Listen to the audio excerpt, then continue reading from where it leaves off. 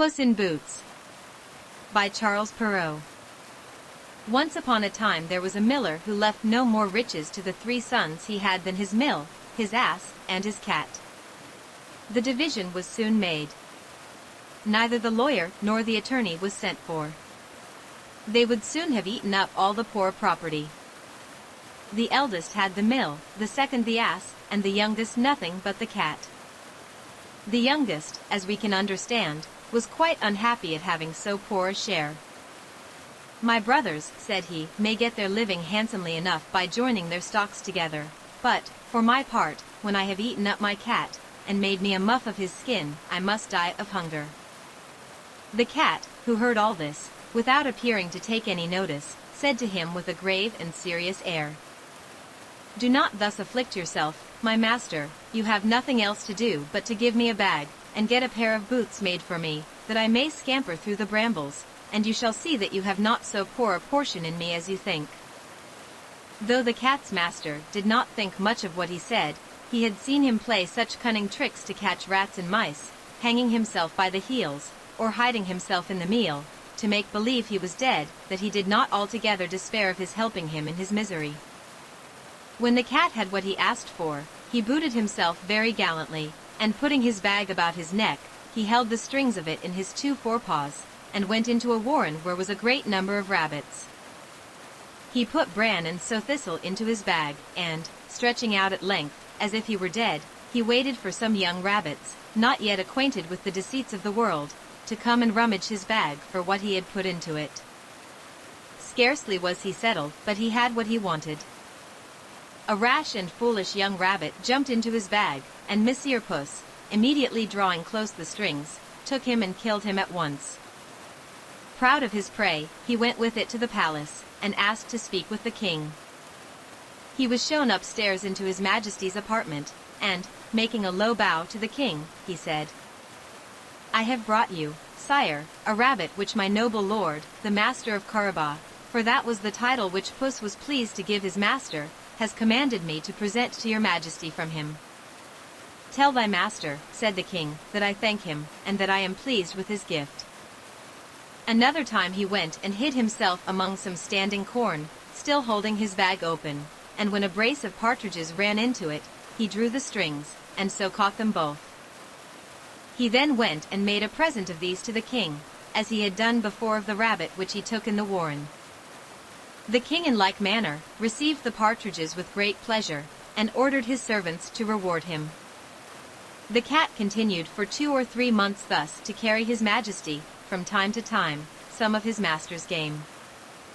One day, when he knew that the king was to take the air along the riverside with his daughter, the most beautiful princess in the world, he said to his master, "If you will follow my advice, your fortune is made. You have nothing else to do but go and bathe in the river, just at the spot I shall show you, and leave the rest to me." The Marquis of Carabas did what the cat advised him to, without knowing what could be the use of doing it. While he was bathing, the king passed by, and the cat cried out with all his might, "Help, help! My lord the Marquis of Carabas is drowning." At this noise the king put his head out of the coach window, and seeing the cat who had so often brought him game, he commanded his guards to run immediately to the assistance of his lordship the Marquis of Carabas. While they were drawing the poor Marquis out of the river, the cat came up to the coach and told the king that, while his master was bathing, there came by some rogues, who ran off with his clothes, though he had cried out, "Thieves, thieves!" several times, as loud as he could. The cunning cat had hidden the clothes under a great stone. The king immediately commanded the officers of his wardrobe to run and fetch one of his best suits for the Lord Marquis of Carabas. The king was extremely polite to him, and as the fine clothes he had given him set off his good looks, for he was well made and handsome, the king's daughter found him very much to her liking, and the Marquis of Carabas had no sooner cast 2 or 3 respectful and somewhat tender glances than she fell in love with him to distraction. The king would have him come into the coach and take part in the airing. The cat, overjoyed to see his plan begin to succeed, marched on before, and, meeting with some countrymen, who were mowing a meadow, he said to them, Good people, you who are mowing, if you do not tell the king that the meadow you mow belongs to my lord Marquis of Carabas, you shall be chopped as small as herbs for the pot." The king did not fail to ask the mowers to whom the meadow they were mowing belonged.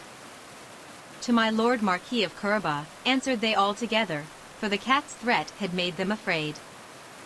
"You have a good property there," said the king to the Marquis of Carabas. "You see, sire," said the Marquis, "this is a meadow which never fails to yield a plentiful harvest every year."